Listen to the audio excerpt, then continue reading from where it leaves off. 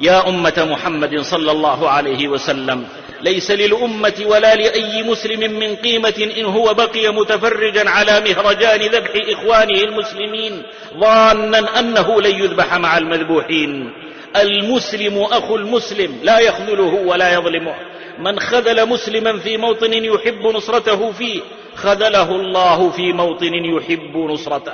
إن ترك صدور إخواننا المجاهدين مكشوفة لغارات العدو الصهيوني مع قفل الأبواب والمعابر أمام من يريد أن يغيث ملهوفهم ويواسي مكلومهم عار ستشترك الأمة في دفع ثمنه عاجلا أو آجلا.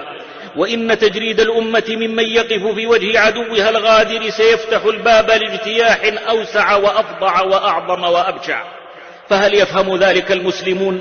ساكتهم والناطق، عالمهم والجاهل، نائمهم والقاعد، والقائم والمجاهد والغالي والجافي، كلهم مطلوب رأسه، والمصلحة تقتضي التجزئة ولكل دوره.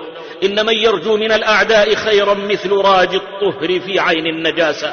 والمؤمنون جسد واحد، الاعتداء على عضو اعتداء عليه كله، وبنيان واحد، الاعتداء على لبنة اعتداء عليه كله.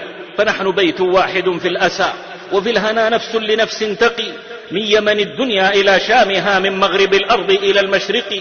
فدار كل مسلم دارنا، وإنما غزة من جلق، وإنما بغداد من كابل، وإنما صنعاء من المندق.